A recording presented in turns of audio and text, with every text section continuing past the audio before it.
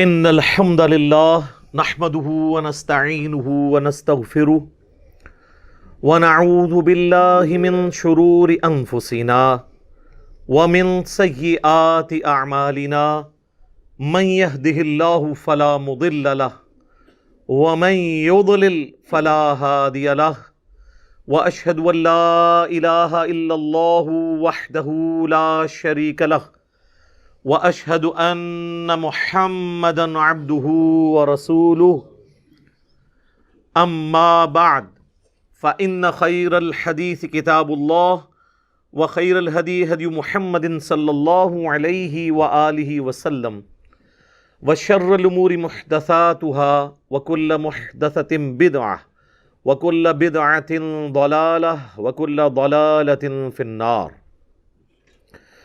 اعوذ باللہ السمیع العلیم من الشیطان الرجیم من ہمزہ ونفخہ ونفثہ بسم اللہ الرحمن الرحیم رب اشرح لی صدری ویسر لی امری واحلل عقدۃ من لسانی یفقہوا قولی. بسم اللہ الرحمن الرحیم ان اللہ وملائکتہ یصلون علی النبی یا ایہا الذین آمنوا صلوا علیہ وسلموا تسلیما. اللہم صلی علی محمد وعلی آل محمد کما صلیت علی ابراہیم وعلی آل ابراہیم انک حمید مجید. اللہم بارک علی محمد وعلی آل محمد كما باركت على إبراهيم وعلى آل إبراهيم إنك حميد مجيد. اللهم ربنا آتنا في الدنيا حسنة وفي الآخرة حسنة وقنا عذاب النار. لا إله إلا أنت سبحانك إني كنت من الظالمين. حسبنا اللہ ونعم الوکیل. یا حی یا قیوم برحمتک استغیث ولا حول ولا قوة الا باللہ العلی العظیم. ربنا آتنا من لدنک رحمہ وہیئ لنا من امرنا رشدا. آمین. الحمدللہ آج 21 فروری 2021 کو قرآن کلاس نمبر 68 میں ہم انشاءاللہ تعالی سورہ النساء کی آیت نمبر 31 سے انشاءاللہ تعالی سٹارٹ لیں گے. میرے بھائیو، یہ جو سورۃ النساء کی آیت نمبر 31 ہے، یہ قرآن حکیم کی چند اہم ترین آیات میں سے ہے،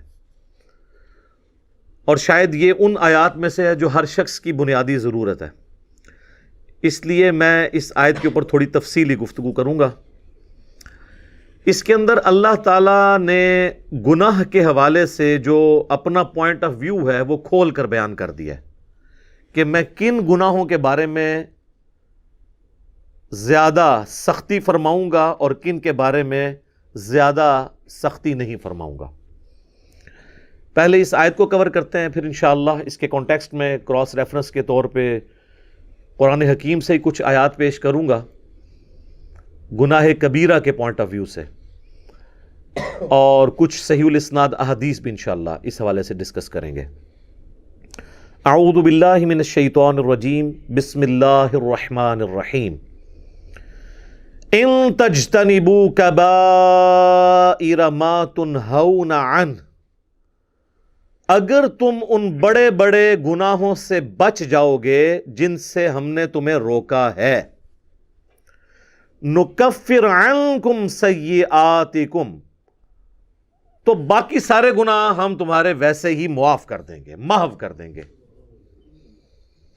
وندخلکم مدخلا کریما، اور ہم تمہیں داخل کریں گے عزت والی جگہ پر، یعنی اللہ نے جو رحمت کا مقام اپنا رکھا ہے، جنت. اللہم اجعلنا منہم. آمین. اللہم انا نسألک جنت الفردوس مع النبیین والصدیقین والشہداء والصالحین. آمین. تو یہاں پہ بنیادی فلسفہ اللہ نے بیان کر دیا ہے کہ اگر تم بڑے بڑے گناہوں سے بچ جاؤ گے نا چھوٹوں سے ہم ویسے ہی درگزر کر دیں گے. یہ بہت بڑی بات ہے. اور یہ ٹاپک جو ہے قرآن حکیم میں 2 مقامات کے اوپر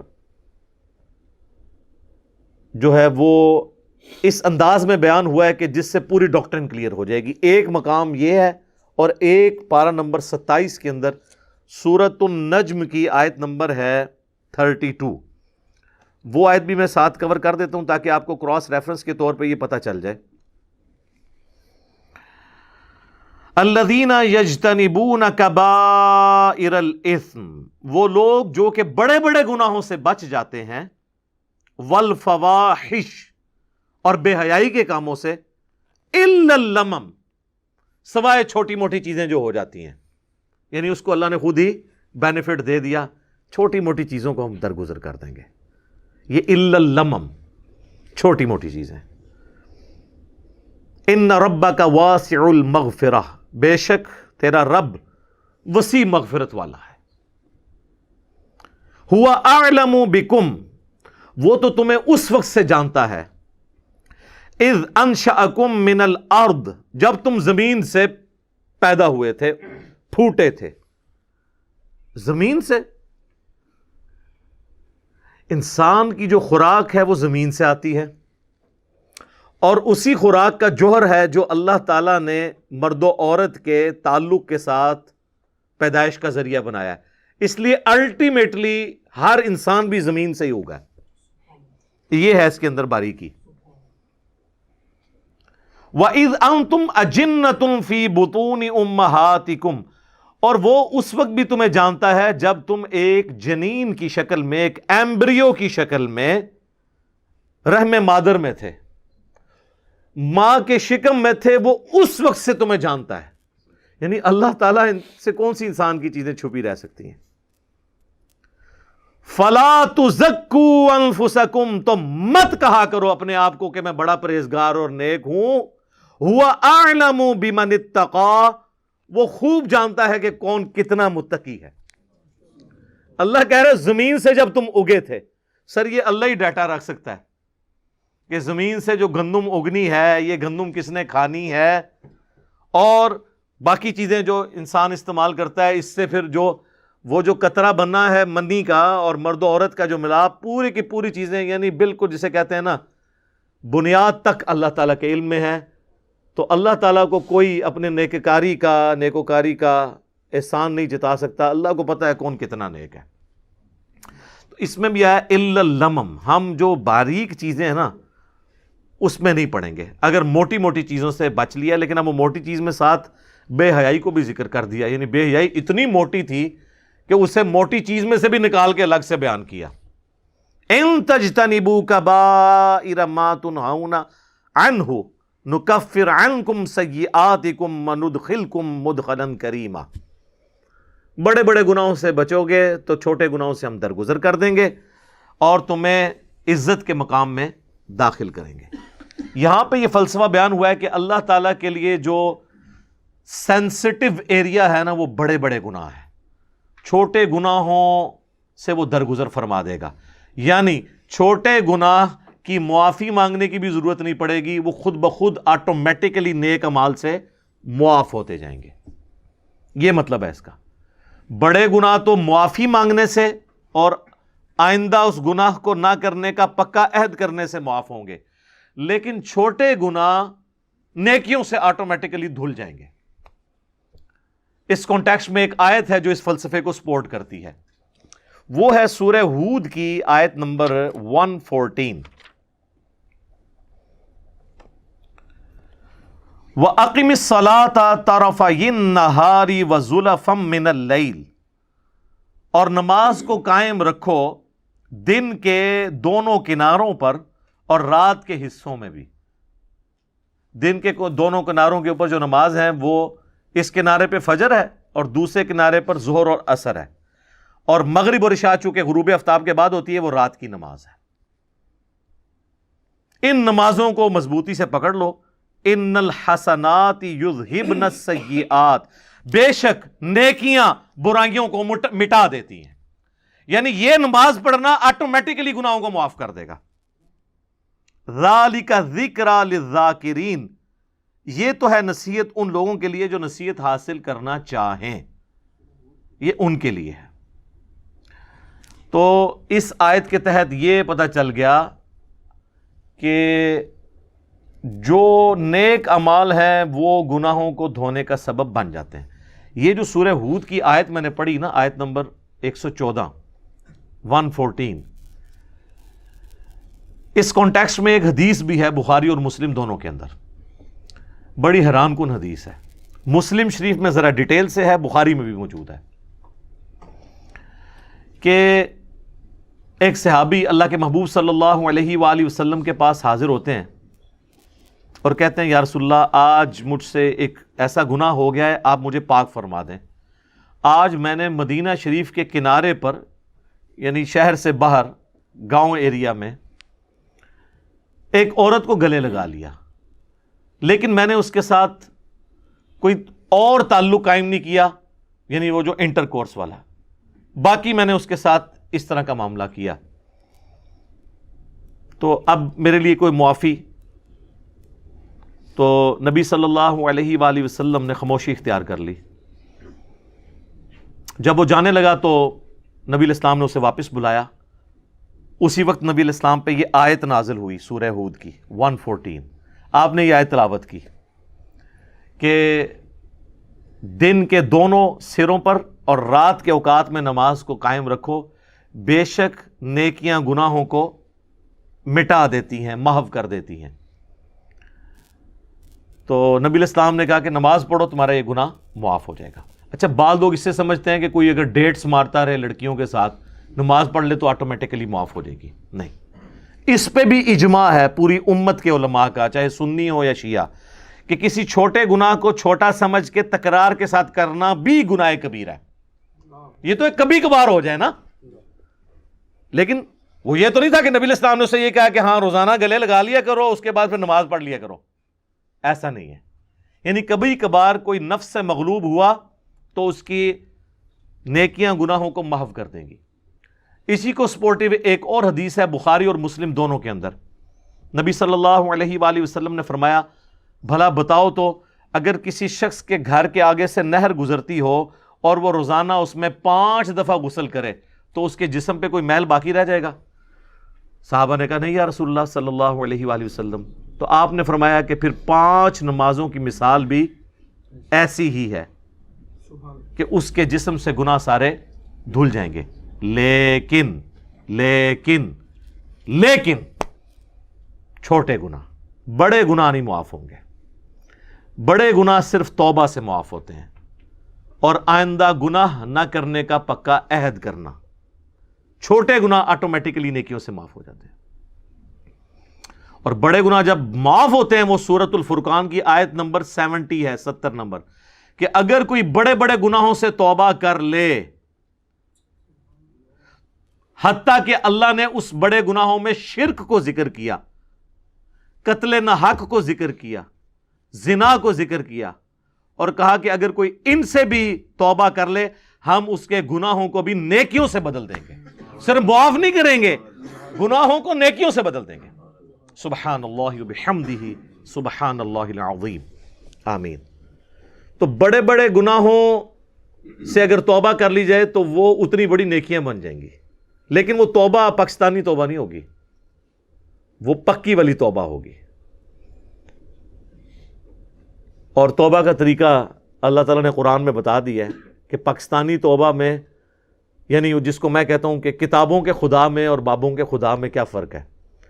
سورۃ النحل کی آیت نمبر ہے 119، اس میں اللہ تعالیٰ نے اپنا کانسیپٹ بتا دیا توبہ کا۔ ثم ان ربک للذین عملوا السوء بجہالۃ، اس کے بعد تمہارا رب ان لوگوں کے حق میں جو جہالت میں گناہ کر بیٹھیں، ثم تابوا من بعد ذلک، اور پھر گناہ کے بعد فوراً توبہ کر لیں، وَأَصْلَحُوا، اور اپنی اصلاح کر لیں، یعنی بندے کے پتر بن جائیں، جو ہوا اس کے بعد پھر وہ ٹھیک بھی کریں اپنے آپ کو۔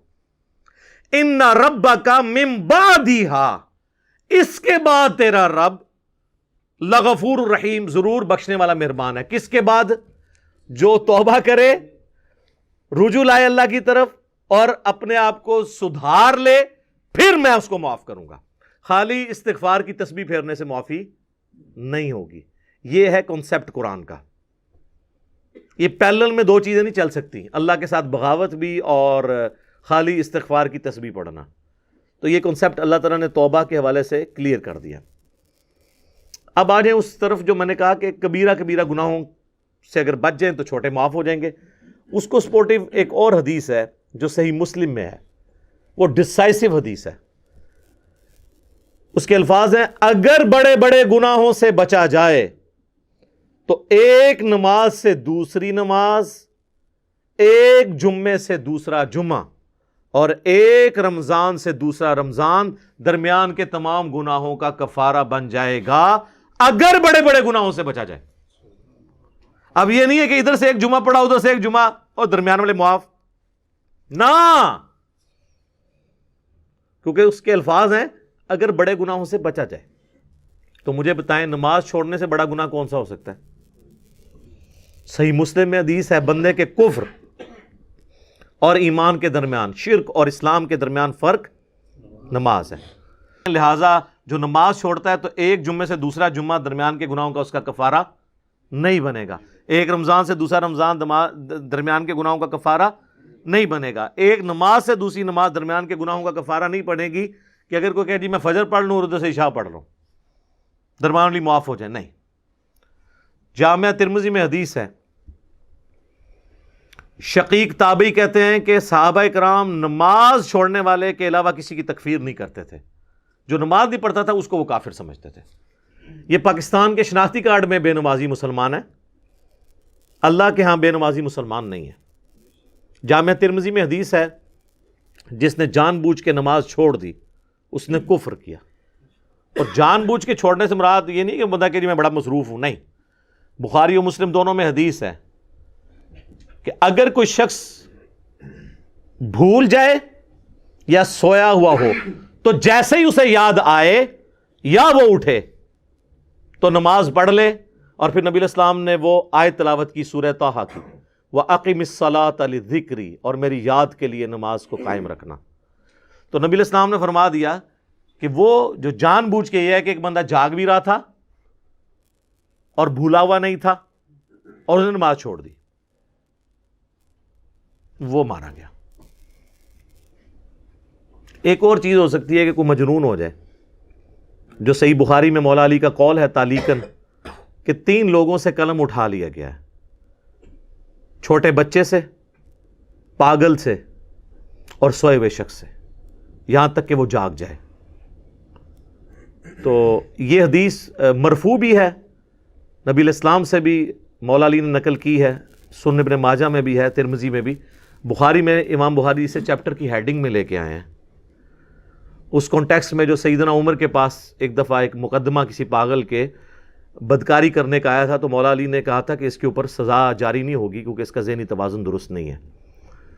تو پاگل کوئی ہو گیا ہے، سویا ہوا ہے، بھول گیا ہے تو پھر معاملہ الگ ہے، ورنہ آپ نے نماز پڑھنی ہے. اور نماز چھوڑنے کی معافی جو ہے وہ نیک اعمال سے نہیں ہوگی کیونکہ یہ تو فرض ہے، اسی طریقے سے باقی جو فرائض ہیں. تو یہ گناہ کبیرہ کے حوالے سے کانسیپٹ کلیئر ہو گیا. یہ کبیرہ اور صغیرہ کی بحثیں تو ساری علمی ہیں. ادروائز صحیح مسلم میں حدیث ہے، عبداللہ ابن مسعود کہتے ہیں نبی صلی اللہ علیہ وآلہ وسلم سے بھی انہوں نے مرفوع کیا اس حدیث کو کہ مؤمن کے لیے چھوٹا سا گناہ بھی ایسا ہے جیسا کہ اس کے سر پہ کسی نے پہاڑ رکھ دیا ہے، گویا اس پہ گرا چاہتا ہے. اور منافق کے لیے بڑے سے بڑا گناہ بھی ایسا ہے گویا ناک پہ مکھی بیٹھی تھی اس نے اڑا دی. تو وہ اس کو سینسٹیو ہی نہیں ہوگا اس معاملے میں، جس کو ہم پنجابی میں کہتے ہیں کہ عقل نہ ہوئے تے موجیں ہی موجاں، عقل ہوئے تے سوچیں ہی سوچاں. جس کو عقل نہیں ہے تو وہ موج ہی مارے گا نا، وہ تو کپڑے بھی اتار کے پھیرے گا تو وہ ریلیکس کرے گا، لیکن کوئی عقل مند آدمی تو اپنے کپڑے اتار کے نہیں پھیر سکتا. ہاں کوئی بزرگ ہو تو وہ پھیر سکتا ہے، مجذوب. تو اس کا بھی وہ کہتے ہیں کہ جی انہیں تو قلم اٹھے ہے، تو سیدھی طرح کونا پاگل نے قلم اٹھیا ہے، مجنون، مجذوب، شطحیات، پنجابی بونگیاں. تو آپ دیکھ لیں کتنے ننگے پیر ہیں. ہمارے کتنے پرائم منسٹر ہیں جو وہ ان ننگے پیروں کے پاس جا کے بیٹھتے تھے اور جا کے ان سے تھاپڑے مرواتے تھے. ان سارے پیروں کو کہیں نا پاکستان کا قرضہ اتار دیں نا، بجلی پوری کر دیں. پرائم منسٹر تو ظاہر ہے جڑی جماعتاں انہوں نے بننا ہے نا کسی نے، ٹھیک ہے نا. تو یہ ساری کہانیاں ہیں اور یہ سارے ان کے پاس پہنچے ہوتے ہیں. یہ ہماری یعنی قوم کی ایز اے قوم جہالت ہے. تو اللہ تعالیٰ نے گناہ کبیرہ کے حوالے سے بتا دیا. اب آخر میں اگر میں لسٹ کا ذکر کروں، یہ ایک تلخ چیز تھی جو میں نے اس آیت کے کانٹیکسٹ میں آخر میں رکھی ہے کہ یہ ہماری بدقسمتی کہہ لیں کہ اکثر گناہ جو ہمیں معلوم ہیں وہ سب کے سب کبیرہ گناہ ہی ہیں. ان میں کوئی گناہ چھوٹا گناہ نہیں ہے. ہم ان کو چھوٹا سمجھ رہے ہوتے ہیں. اگر آپ کو یہ سارے گناہوں کی لسٹ چاہیے نا تو بخاری مسلم کے حوالے سے مشکات المصابیح میں اگر آپ چلے جائیں نا تو مشکات کے شروع ہی میں پہلی جلد کے اندر آپ کو ایک چیپٹر ملے گا گناہ کبیرہ کا بیان. چونکہ یہ کمبائنڈ فارم میں نوٹس ہیں مشکات، میں اسی لیے بار بار ایمفسائز کرتا ہوں کہ مشکات ضرور لیں. مثلا پہلی حدیث اس چیپٹر میں وہ بخاری اور مسلم دونوں سے لے کے آئے ہیں کہ عبداللہ ابن مسعود رضی اللہ تعالیٰ عنہ کہتے ہیں کہ نبی علیہ السلام سے کسی نے عرض کیا کہ اللہ کے نزدیک سب سے بڑا گناہ کون سا ہے؟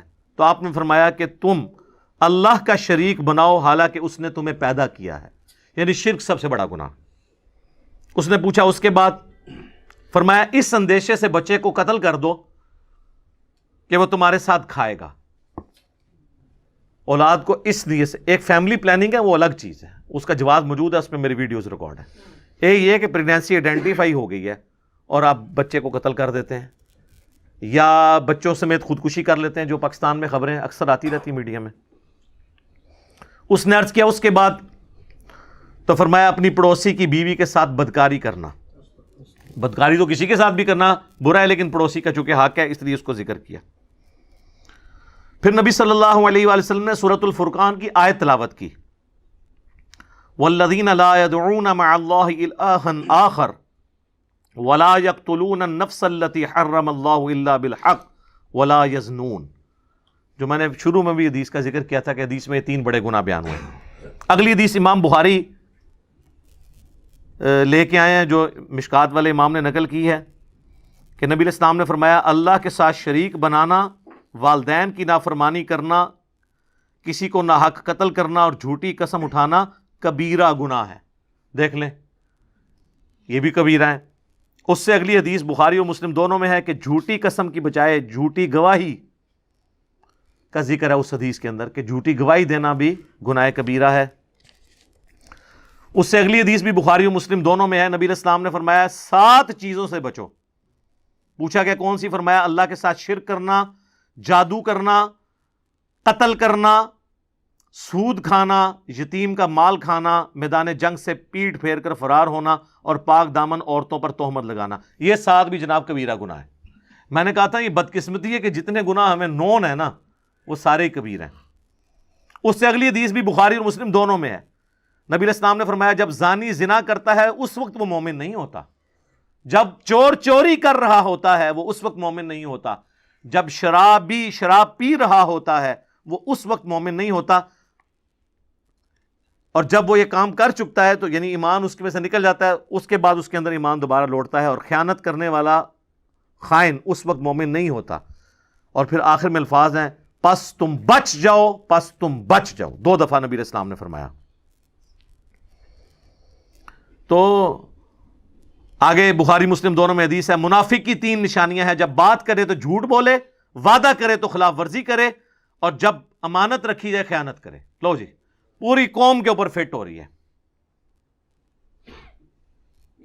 اور مسلم میں تو آگے الفاظ ہیں اگرچہ وہ روزہ رکھے، نماز پڑھے اور مسلمان ہونے کا دعویٰ بھی کرے تب بھی وہ منافق ہے. یعنی عملاً منافق ہے، اعتقاداً نہیں. اعتقاداً تو مسلمان ہے لیکن عملاً منافق ہے. اور ایک اور حدیث ہے بخاری اور مسلم کی، اس میں 4 چیزوں کا ذکر ہے. نبی علیہ السلام فرمایا جو 4 خصلتیں جس میں ہوں گی وہ پکا منافق ہے، اور جس میں ایک ہوئی وہ بھی نفاق کی ایک شاخ کے اوپر ہے، یہاں تک کہ اس عمل کو چھوڑ دے. نمبر 1 امانت رکھی ہے تو خیانت کرے، نمبر 2 بات کرے تو جھوٹ بولے، نمبر 3 عہد کرے تو توڑ دے، اور جب جھگڑا ہو تو گالی گلوچ پر اتر آئے۔ یہ علماء تو آلموسٹ سارے اس میں آتے ہیں، گالی گلوچ پہ اتر آتے ہیں نا، کیسی کیسی موٹی موٹی گالیاں دیتے ہیں۔ اور عوام الناس تو اب مجھے بتا دیں، ہم تو وہ شعر لے کے چل رہے ہیں، کچھ بھی ہیں تیرے محبوب کی امت سے ہیں، یہاں تو معاملہ ہی کہاں سے کہاں پہنچ گیا۔ صحیح مسلم میں حدیث ہے، نبی علیہ السلام ایک اناج کے ڈھیر کے پاس سے گزرے، آپ نے اپنی مبارک انگلیاں اس میں داخل کی تو وہ گیلی تھی۔ آپ فرمایا یہ کیا؟ کہ رسول اللہ رات کو بارش ہو گئی تھی تو اناج گیلی ہو گئی۔ آپ نے فرمایا تم نے گیلی اناج اوپر کیوں نہیں کی تاکہ لوگ اس کے عیب کے اوپر مطلع ہوتے، اس کے بعد کسی کی مرضی کہ وہ خرید کے لے جائے گھر جا کے خشک کر لے، لیکن تم نے اس طرح کیوں کیا کہ اوپر خشک رکھی اور اندر گیلی؟ اور پھر آپ نے فرمایا جس نے ملاوٹ کی وہ ہم میں سے نہیں۔ یہ وہاں پہ آپ نے فرمایا تھا، یہ پوری حدیث مسلم شریف میں یوں ہے، جو آخری حصہ پکڑا ہوا ہے، جس نے ملاوٹ کی وہ ہم میں سے نہیں۔ اور وہ ملاوٹ سے سمجھ رہے ہوتے ہیں صرف دودھ میں ملاوٹ کرنا ملاوٹ ہے۔ ملاوٹ یہ ہے کہ آپ غرر کریں، عربی میں غرر کہتے ہیں دھوکے کو، کوئی بھی دھوکہ کسی فارم کے اندر، کسی کاروبار کے اندر، وہ اس کو حرام کر دے گا۔ جیسے ہی دھوکہ آئے گا، چاہے وہ پلاٹس کی فائل کی شکل میں آئے، اس کو حرام کر دے گا، چاہے بیچنے والی چیز کی شکل میں آئے، اس کو حرام کر دے گا۔ یعنی آپ مال دکھائیں کچھ اور جب ڈال کے دینے لگیں کچھ اور ڈال دیں، تو آپ نے دھوکہ کر دیا، غرر کر دیا۔ تو غرر جب بھی آئے گا تو وہ پورے کے پورے مال کو، آپ کے کمائی کو حرام کر دے گا۔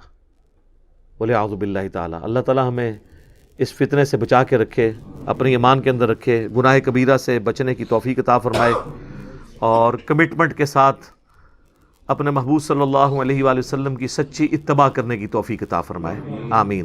تو یہ میں نے اس لیے گناہ کبیرہ کے حوالے سے تفصیلی گفتگو کی۔ اکثر لوگ پوچھتے ہیں توبہ کا طریقہ کیا ہے، کون کون سے بڑے بڑے گناہ ہیں، اور چھوٹے گناہوں کے بارے میں کیا ہے۔ تو توبہ تو میں نے آپ کو بتا دیا کہ توبہ یہ ہے کہ اپنی اصلاح کرنی ہے۔ اس کو میں دنیاوی مثال سے آخر میں سمجھا دیتا ہوں، پھر آگے چلتے ہیں۔ مجھے بتائیں، جس شخص کی زندگی میں ایک دفعہ، بالکل پہلی دفعہ، کسی گرم استری سے ہاتھ جل جائے، دوسری دفعہ وہ ٹھنڈی کو بھی لگاتے ہوئے ڈرے گا نا، کہ ہو سکتا ہے تھوڑی دیر پہلے کوئی استری نہ کر گیا ہوئے۔ اس لیول کا ڈر جب آپ کا کسی گناہ کے بارے میں آئے گا نا دوبارہ کرتے ہوئے، تو آپ سمجھ لیں آپ نے توبۃ نصوحا کر لی ہے۔ یا ایھا الذین آمنوا توبوا الی اللہ توبۃ نصوحا، ایسی توبہ کرو جو آگے کو نصیحت ہو جائے۔ اور اگر ایسا نہیں ہے تو بس پھر ٹھیک ہے، ایک خیال ہے، اس کو آپ کے ویژول تھنکنگز کو لے کے آپ چلیں، اور کبھی آپ شیطان کے اوپر ڈال دیں۔ میں تو یہ چیلنج کرتا ہوں بار بار کہ اگر گورنمنٹ آف پاکستان یہ اناؤنسمنٹ کرے کہ جو شخص فجر کی نماز اپنے محلے کی مسجد کی پہلی صف میں ادا کرے تو فی فجر 1,00,000 روپیہ، دوسری صف والے کو 50,000، تیسری والے کو 25,000۔ تو دنیا کے سارے شیاطین مل کے دنیا کے سب سے بڑے بے نمازی کی بھی فجر نہیں چھڑوا سکتے۔ ہاں کر کے دیکھ لیں، اگر آپ کو ہے نا ایسی آنکھی نہیں کھلتی، وہ جی انہوں ہوش ہی نہیں ہوندی۔ ہم نے ان لوگوں کو بھی اپنے آفس میں دیکھا ہے کہ جن کو ہوش ہی نہیں ہوتی تھی، لیکن جب انہوں نے کبھی کسی آفیشل ٹور پہ دوسرے ملک جانا ہوتا تھا تو اللہ کے فضل سے وہ تہجد کے وقت اٹھے ہوتے تھے۔ ٹھیک ہے، تو یہ سب کے سب بہانے ہیں۔ پھر کہتے ہیں دعا کریں توفیق مل جائے۔ آج تک ہمیں کسی نے نہیں کہا کہ جی دعا کریں، ارادہ ہے گھر جا کے رات کا کھانا کھانا ہے، توفیق مل جائے۔ نہیں، وہ کھانا ہوتا ہے۔ آج تک کسی نے ٹوائلٹ جانے سے پہلے کہا جی دعا کریں، مطلب ایک بڑا مشکل کام میں کرنے جا رہا ہوں، ہے تو مشکل کام ہے سر، پیشاب بند ہو جائے تو نہیں کھلتا، آپریشن ہوتا ہے، تو مہربانی کریں ذرا دعا کریں کہ اللہ تعالیٰ عزت سے یہ پیشاب میرا نکلوا دے۔ نہیں، وہ ارادہ ہوتا ہے۔ سارے کی ساری یہ دعائیں توفیقیں نیک اعمال کے بارے میں، کیونکہ وہ کرنے نہیں ہوتے۔ یہ بات ہے اصل میں، جو ہم نے سر کام کرنا ہوتا ہے نا۔ آج تک کبھی ہوا ہے کہ کوئی شخص، ہمارے باوجداد میں بھی رپورٹ ہوا ہو، کوئی شخص مسجد میں نماز کے لیے گیا ہو تو شیطان دروازے پہ آ کے فزیکلی کھڑا ہو جائے، آج تنوں میں مسجد ہی نہیں وڑن دینا، نہیں۔ اور یہ بھی نہیں ہوگا کہ اذان ہو اور آپ کے پاؤں آٹومیٹکلی مسجد کی طرف چل پڑیں، یہ بھی نہیں ہوگا، ورنہ تو جنت اور جہنم کا کنسیپٹ ختم ہو جائے گا۔ یہاں اللہ نے اختیار دے دیا، اِنَّا هَدَيْنَاهُ السَّبِيلَ اِمَّا شَاكِرًا وَإِمَّا كَفُورًا، ہم نے تو ہدایت کا راستہ واضح کر دیا ہے، چاہو تو شکر گزاری کی روش اختیار کرو، خواہ نہ شکری کی۔ اچھا، لیکن اس سے یہ بات نہ سمجھ لیجئے گا کہ اللہ کو کوئی پرواہ نہیں ہے، ٹھیک ہے وہ گناہگاروں کو بھی بخش دے گا، مجرمین کو بھی بخش دے گا، اور نیکوکاروں کو تو اس نے بخشنا ہے، نہ، اس طرح نہیں ہے۔ اور اکثر لوگ کہہ رہے ہوتے ہیں او جی اللہ نے ساڑی نمازاں نہیں چاہیے دیا، استغفر اللہ، یہ بات آپ کیوں بولتے ہیں؟ یہ آپ کس کو بول رہے ہوتے ہیں؟ میری نماز تو نہیں کو پڑھ رہا نا، تو مجھے کیوں سنا رہے ہو؟ جس کی پڑھ رہے ہو اس کو سناؤ، اللہ کی پڑھ رہے ہو نا۔ تو اللہ نے کب کہا ہے کہ مجھے تیری نمازیں چاہیے؟ کہیں کہا ہے؟ اللہ کہتا ہے تمہیں تمہارے لیے نمازیں چاہیے، اللہ نے تو کبھی کہا ہی نہیں کہ مجھے چاہیے۔ اس فلسفے کو اللہ تعالیٰ نے سورہ الزمر میں بیان کی ہے، مسئلہ تقدیر بھی حل کرنے والی یہ آیت ہے، اور سارے مسئلے، یہ اکثر لوگ کہتے ہیں نا جو کچھ ہو رہا ہے نا جی اللہ کی مرضی سے ہی ہو رہا ہے جی، یہ اکثر آپ سنتے ہوں گے کہ دنیا میں جو کچھ ہو رہا ہے نا جی اللہ کی مرضی سے ہو رہا ہے۔ نہیں سر، ایسے نہیں ہے، اللہ کی مرضی سے نہیں ہو رہا، اللہ کی اجازت سے ہو رہا ہے۔ اللہ کی مرضی ہے یہ کہ لوگ زنا کریں، اجازت ہے کہ کر لو، یہ نہیں ہوگا کہ جسم پہ فالج گرے، لیکن آخرت میں چھوڑوں گا نہیں۔ شراب پینی ہے پی لو، چمڑی اتار دوں گا آخرت میں، یہ نہیں ہوگا کہ شراب کی بوتل پکڑو تو ہاتھ پہ فالج گر پڑے، ایسے نہیں ہوگا۔ اجازت ہے، نیکی کرنی ہے کرو، برائی کرنی ہے کرو، مرضی نہیں ہے۔ مرضی یہی ہے کہ پیغمبروں کا راستہ اختیار کرنا ہے۔ یہ فلسفہ جو ہے نا سورہ زمر میں بیان ہوا ہے، آیت نمبر 7۔ سر یہ 7 نمبر آیت تو آپ سارے اپنے قریبی لوگوں کو سنائیں، اپنے آفیسز میں سنائیں، اپنے دوستوں کو، گھر والوں کو۔ ان تکفروا فإن اللہ غنی عنکم، دیکھو اگر تم اللہ کا کفر کرو گے، ناشکری کی زندگی گزارو گے، تو یاد رکھنا اللہ بے پرواہ ہے، اللہ کو کوئی فرق نہیں پڑے گا۔ لیکن اس کا یہ مطلب بھی نہیں ہے کہ اللہ کو نہیں فرق پڑا تو اللہ تعالیٰ چھوڑ دے گا، نہیں۔ وَلَا يَرْضَى لِعِبَادِهِ الْكُفْرِ، لیکن میں کبھی راضی نہیں ہوں اس بات پہ کہ کوئی میری ناشکری کرے، میری نافرمانی کرے، میرا کفر کرے۔ وَإِن تَشْكُرُوا يَرْضَهُ لَكُمْ، اور اگر تم شکر گزاری کی روش اختیار کرو گے، یعنی اللہ کے تابع فرمان رہو گے، تو یہ اللہ تعالیٰ تم سے پسند کرتا ہے۔ وَلَا تَزِرُ وَازِرَةٌ وِزْرَ أُخْرَى، کوئی جان دوسری جان کا بوجھ نہیں اٹھائے گی، ہر شخص نے اپنے اعمال کا جواب دہ خود ہونا ہے۔ ثُمَّ إِلَىٰ رَبِّكُمْ مَرْجِعُكُمْ، اس کے بعد تمہیں لوٹ کر تمہارے رب کی طرف جانا ہے۔ فَيُنَبِّئُكُمْ بِمَا كُنتُمْ تَعْمَلُونَ، پھر وہ تمہیں خبر دے دے گا جو کچھ تم دنیا میں اعمال کیا کرتے تھے۔ إِنَّهُ عَلِيمٌ بِذَاتِ الصُّدُورِ، بے شک وہ تو سینوں کے چھپے ہوئے رازوں کو بھی جاننے والا ہے۔ اللہ اکبر، یار اللہ سے کون بھاگ سکتا ہے؟ میرے بھائی، آپ اپنی داڑھیوں سے، پگڑیوں سے، نمازوں سے، تسبیحوں سے دنیا کو دھوکہ دے سکتے ہیں، قانون کو چکمہ دے سکتے ہیں، اللہ سے بھاگ کے کہاں جائیں گے؟ اللہ تو اتنا باریک بین ہے کہ جن لوگوں کی نماز، حج، زکوٰۃ بھی لکھے ہوں گے نا قیامت والے دن، فرشتوں نے نیکیوں کے ڈھیر لگائے ہوں گے، اللہ 0 سے ملٹیپلائی کر دے گا۔ اللہ سے بڑا ڈر لگتا ہے سر، اللہ بڑا ڈاٹا جائے۔ ہاں اللہ والے بن جاؤ تو اللہ سے زیادہ کوئی شفیق نہیں ہے، لیکن اللہ کے نافرمان ہیں تو سر اللہ بڑا ڈاٹا جائے۔ مسلم شریف میں حدیث ہے، سب سے بڑی 3 نیکیاں کون سی ہو سکتی ہیں؟ تینوں نیکیوں کے بارے میں نبی علیہ السلام نے کہا کہ یہ کرنے والا بھی جہنم میں چلا جائے گا۔ نمبر 1 آپ نے فرمایا قیامت والے دن اللہ تعالیٰ ایک شہید کو اٹھائے گا اور پوچھے گا میں نے تجھے اتنا کچھ دیا، اچھی صحت دی، تو نے میرے لیے کیا کیا؟ وہ کہے گا یا اللہ جان سے قیمتی کون سی چیز تھی تیرے لیے دے دی۔ تو اللہ تعالیٰ فرمائے گا تو نے جان اس لیے دی کہ لوگ تجھے بہادر کہیں، تو دنیا نے تیری بڑی تعریف کی، تو دنیا سے اپنا اجر لے چکا ہے، میرے ہاں کوئی اجر نہیں، اوندھا منہ کر کے جہنم میں۔ فرشتوں نے اسے شہید لکھا ہوا ہے، اللہ نے کہا نا، آپ اپنی نیکیوں سے فرشتوں کو بھی دھوکہ دے سکتے ہیں۔ فرشتے تو ظاہری مال کو لکھیں گے، ہاں جی یہ ہے، تو یہ حساب کتاب تو بس اس خانہ پوری ہے، اصل میں تو اللہ تعالیٰ خود حساب کرنے والا ہے۔ اللہم حاسبنی حسابا یسیرا، آمین۔ پھر اللہ تعالیٰ ایک سخی کو بلائے گا کہ اتنا مال دیا تھا تو نے کیا کیا؟ وہ کہے گا یا اللہ جو بھی مجھے جگہ ملتی تھی نا کہ یہاں پہ تو نے خرچ کرنے کا کہا ہے، میں نے کوئی جگہ نہیں چھوڑی کہ وہاں پہ خرچ نہ کیا ہو. اللہ تعالیٰ فرمائے گا تو نے اس لیے خرچ کیا کہ لوگ تیری تعریف کریں کہ یہ بڑا سخی ہے، تو دنیا میں تیری بڑی تعریف ہوتی تھی، میرے ہاں تیرے لیے کوئی اجر نہیں ہے، اوندھا منہ کر کے جہنم میں. پھر قرآن کے قاری کو بلایا جائے گا. اللہ تعالیٰ کہے گا میں نے تجھے قرآن دیا تھا، تو نے میرے لیے کیا کیا؟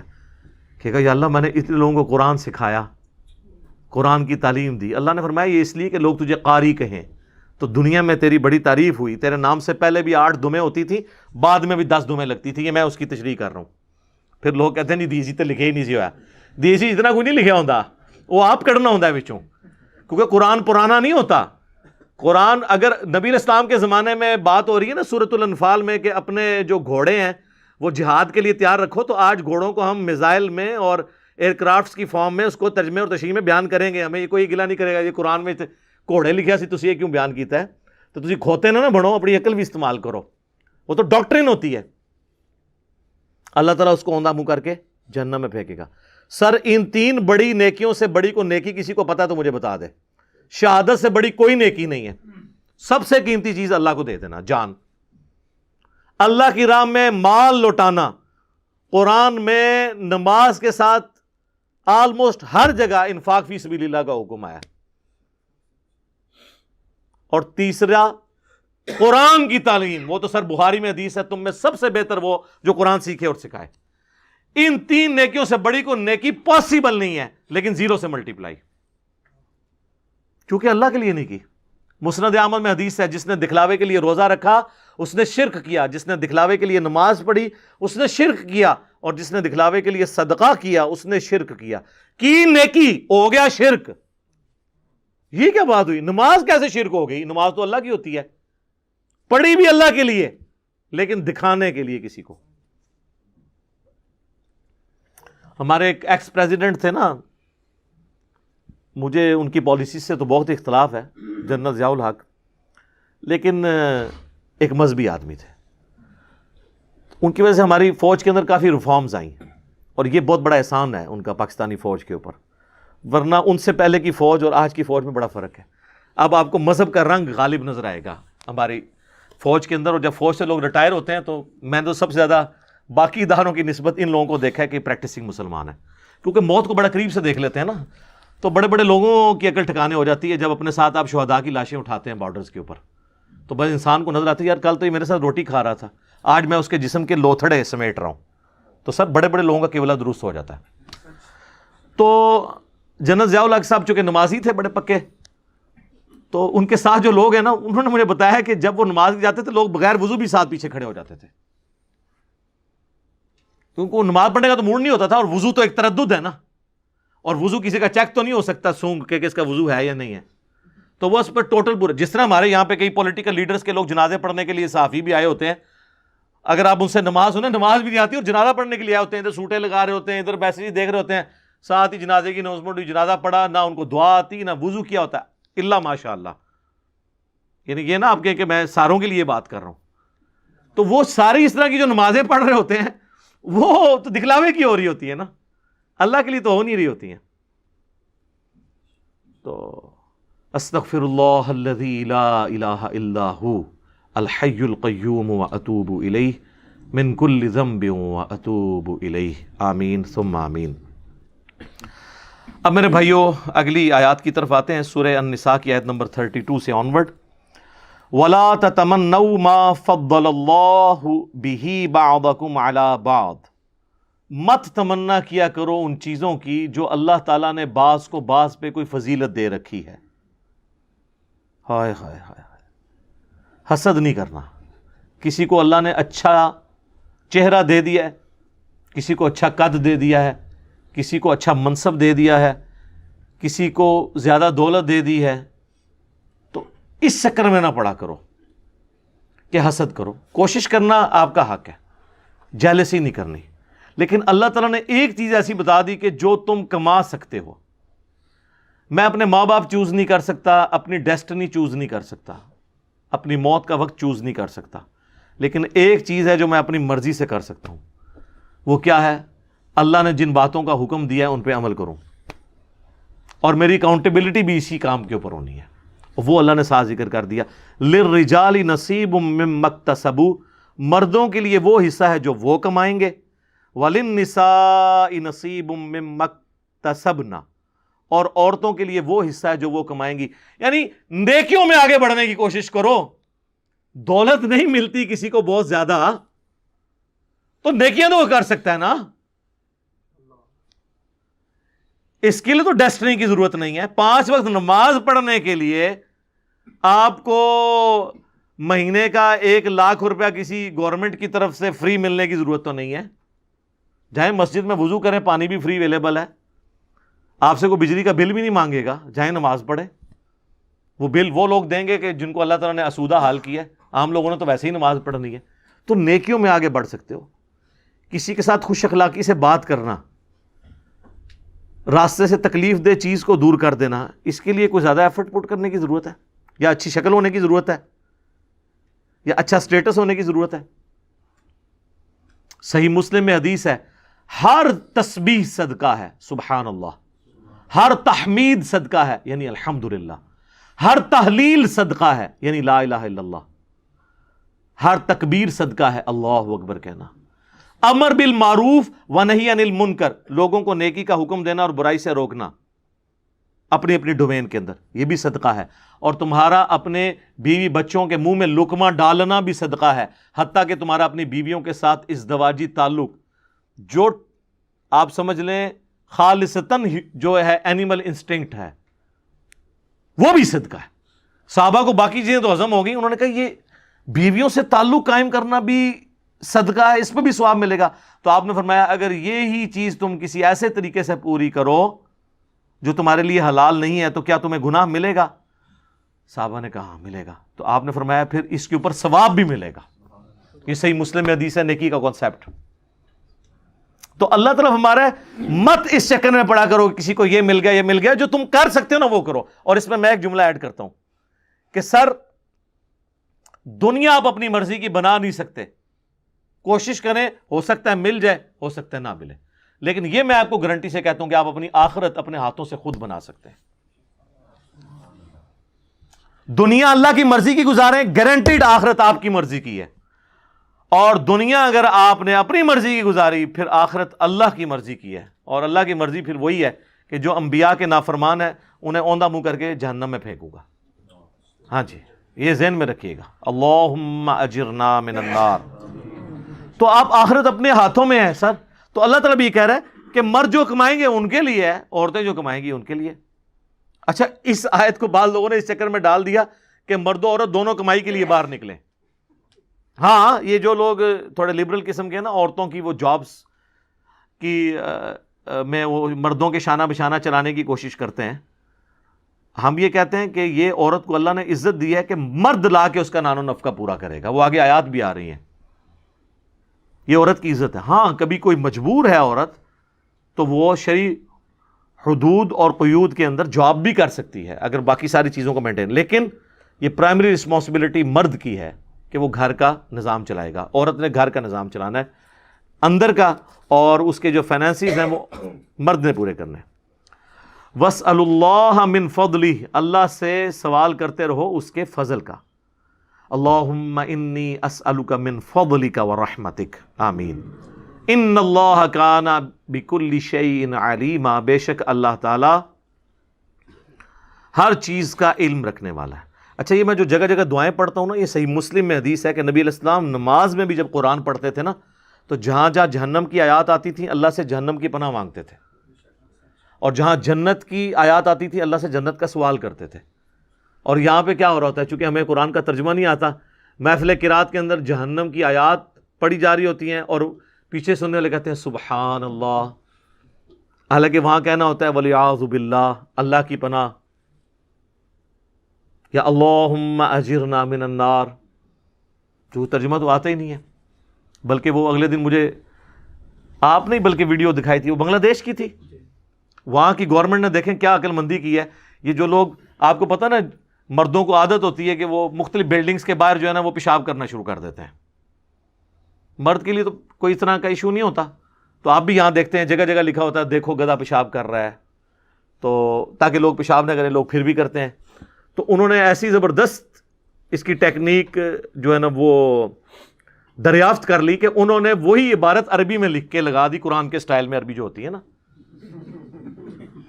تو وہ جو لوگ ایسے وہ عربی دیکھتے تھے وہ سمجھتے تھے آیت ہی لکھی ہے تو وہاں پیشاب نہیں کرتے تھے. اور یہ انہوں نے ایک سوشل ایکسپیریمنٹ کے تحت کیا ہے، سوشل ایکسپیریمنٹ. تو اور بلکہ کچھ لوگ تو وہاں سے گزرتے ہوئے اس کو یوں ہاتھ لگا کے چوم کے بھی جا رہے ہیں. ہاں جی، اور لکھا یہ ہوا ہے یہاں پہ پیشاب کرنا منع ہے عربی میں. ہاں جی، وہی بات ہے، کہتے ہیں جی عربی نو گالاں کٹدے رہے اگوں قرآن ہی سناندا سی. او عربی بھی عربی گالاں پہ کٹدا سی تو کہتے ہیں اگوں قرآن ہی پڑھدا سی. تو یہ حالت ہے.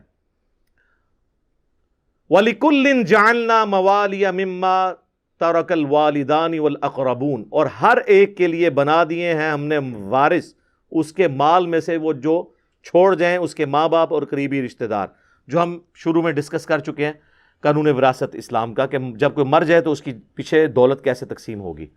وَالَّذِينَ عَقَدَتْ أَيْمَانُكُمْ فَآتُوهُمْ نَصِيبَهُمْ، اور جو لوگ جن سے تم عہد کر چکے ہو کہ تم ان کو کچھ مال دو گے تو ان کا حصہ ان کو دے دو. یعنی اللہ تعالیٰ کہہ رہا ہے کہ چاہے وہ وارث بھی نہیں ہے، یعنی کوئی شخص ہے اور وہ اپنے کسی دوست سے کہتا ہے کہ یار مجھے جب اپنے والد کی جائیداد میں سے حصہ ملا نا تو میں تیرا یار کاروبار سیٹ کروا دوں گا تجھے، میں چلو یہ اتنا کر دوں گا. تو اللہ تعالیٰ ہمارا اگرچہ جس کے ساتھ تم نے وعدہ کیا ہے وہ وارث تو نہیں تھا تمہارے ماں باپ کے مال کا، لیکن جب تم نے عہد کیا ہے تو اس کو پورا کرو، اس کے ساتھ حسن سلوک کرو. ان اللہ کان علی کل شیء شہیدا، بے شک اللہ تعالیٰ ہر چیز کو دیکھ رہا ہے، مشاہدہ فرما رہا ہے. اب وہ آیت آ رہی ہے جو عورتوں کے گلے سے بڑی مشکل سے نیچے اترتی ہے، لیکن اگر اس کا پازیٹو پہلو دیکھا جائے تو یہ عورتوں کی عزت افزائی ہے اس آیت کے اندر. وہ سورۃ النساء کی آیت نمبر ہے 34. الرجال قوامون علی النساء، مردوں کو ہم نے حاکم بنایا ہے عورتوں کے اوپر. حاکم کا یہ مطلب نہیں ہے کہ وہ غلام ہے، یعنی مرد اور عورت مل کر ایک خاندانی ادارے کو وجود دیتے ہیں اور اس ادارے کا سربراہ مرد ہے. سر کسی بھی ادارے کا ایک ہی سربراہ ہو سکتا ہے، دو تو ہو ہی نہیں سکتے.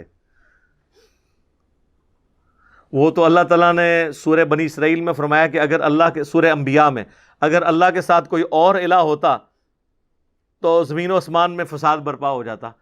ایک وقت میں ایک ہی جو ہے نا وہ مینیجر ہو سکتا ہے. ہاں ڈپٹی مینیجر آپ جتنے مرضی رکھ لیں، جو جی ایم ہے یا مینیجر ہے وہ ایک ہی ہوگا جو پورا اس کو دیکھ کے چل رہا ہوگا. اس اعتبار سے مرد عورتوں پر حاکم ہے. ہیومن ڈگنیٹی میں دونوں برابر ہیں، بلکہ اسلام میں تو بعض اوقات ہیومن ڈگنیٹی میں عورتیں آگے بڑھ جاتی ہیں. صحیح بخاری اور مسلم دونوں میں حدیث ہے، ایک شخص نے عرض کیا اللہ کے محبوب صلی اللہ علیہ وآلہ وسلم، مجھ پہ سب سے زیادہ حق اس دنیا میں میرے قریبی رشتہ داروں میں سے کس کا ہے؟ فرمایا تیری ماں کا. دوسری بار پوچھا، فرمایا تیری ماں. تیسری بار پوچھا، فرمایا تیری ماں. چوتھی بار فرمایا تیرا باپ. یعنی 4 حق میں سے پہلے 3 حق ماں کو. تو یہاں پہ تو عورت آگے نکل گئی.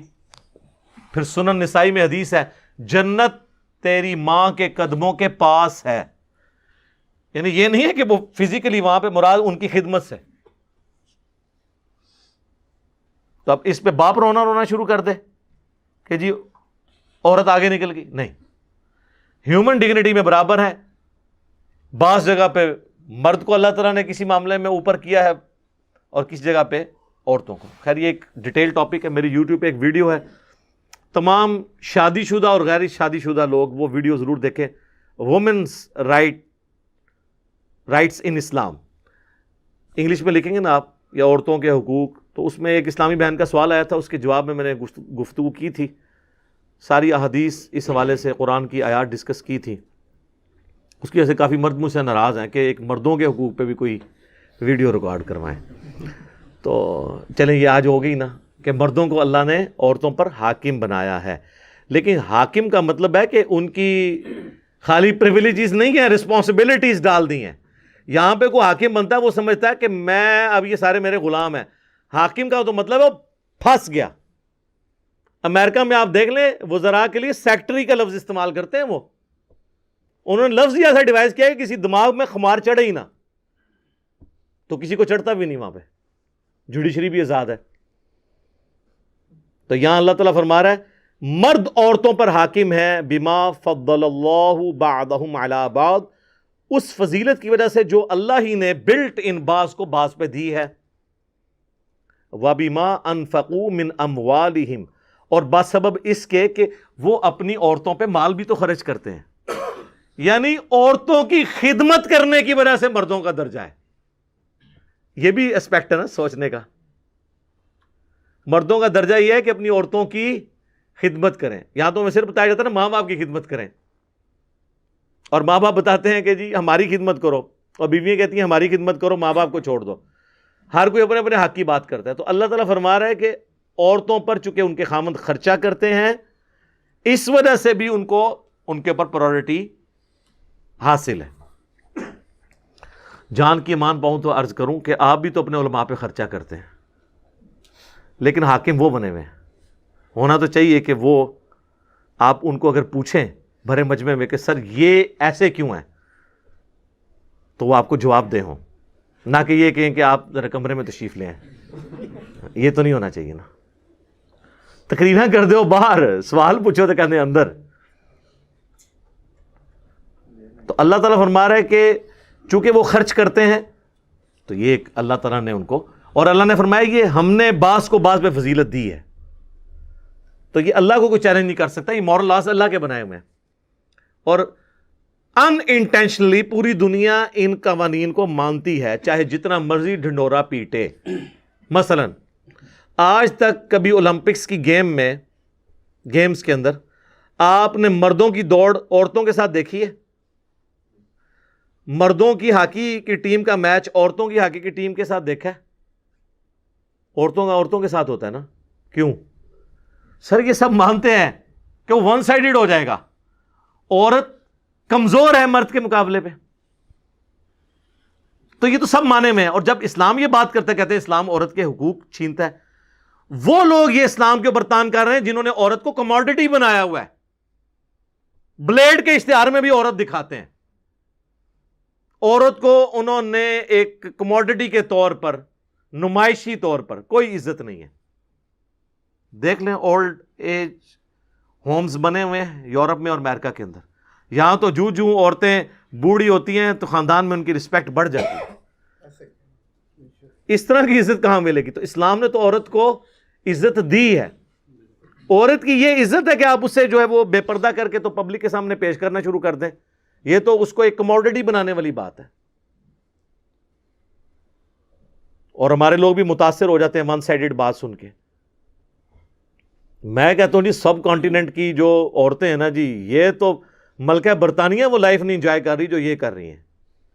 اس طرح کے مخلص مرد تو ملتے ہی نہیں کسی کو، اس لیے آپ دیکھتے ہیں نا آئے دن فیس بک پہ باہر سے عورتیں یہاں شادی کرنے کے لیے آئی ہوئی ہیں،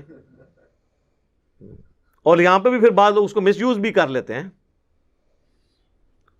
ادھر تو مخلص عورتیں بھی مل جاتی ہیں اکثریت، اور مرد بھی، اور یہ ساری ہمارے ریلیجن کی برکت ہے۔ یہاں پہ عزت ہے، ٹھیک ہے، رسپیکٹ ہے، خاندانی سسٹم ٹوٹا نہیں ہے۔ تو یہ اللہ تعالیٰ ہمارا یہ ہم نے فضیلت دی ہے، ہمیں بتایا یہ مانی تو سب نے ہوئی ہے۔ ٹھیک ہے، وہ کہتے ہیں جی فلاں عورت آپ دیکھیں وہ اتنے مردوں کو پیچھے چھوڑ گئی، سر ایک آدھ سے نہیں ہوتا یہ طریقہ، گورے پھر اپنے آپ سے خود سیکھیں۔ جب انالیسس کیا جاتا ہے نا تو پھر آپ نے ڈیٹا اکٹھا کرنا ہوتا ہے، اور ڈیٹا اکٹھا کرنے کے بعد آپ نے ایک رزلٹ پہ پہنچنا ہوتا ہے کہ میجورٹی کیس میں کیا ہوتا ہے۔ وہ کہتے ہیں جی وہ ہمارے محلے میں ایک بابا ہے جو جوانی سے سگریٹ پی رہے تھے، وہ 80 دا ہویا ہے جی، انہوں کوئی بیماری نہیں۔ انج نہیں، 100 بابے 80 سال کے نکالیں جو بچپن سے سگریٹ پی رہے ہوں، تو آپ کو پتا چلے گا وہ ایک ہی 80 تک پہنچے، باقی سارے 60 سے پہلے ایکسپائر ہو گئے ہیں۔ ایک چیز کو دیکھ کے ڈیٹا نہیں بنتا کہ آپ ایک کو کنسیڈر کر کے تو اس طرح آپ اگر کوئی بے نظیر بھٹو کی مثال دے کے تو یہ کہ پاکستان کی ساری عورتیں اتنی انٹیلیجنٹ ہوتی ہیں، نہیں۔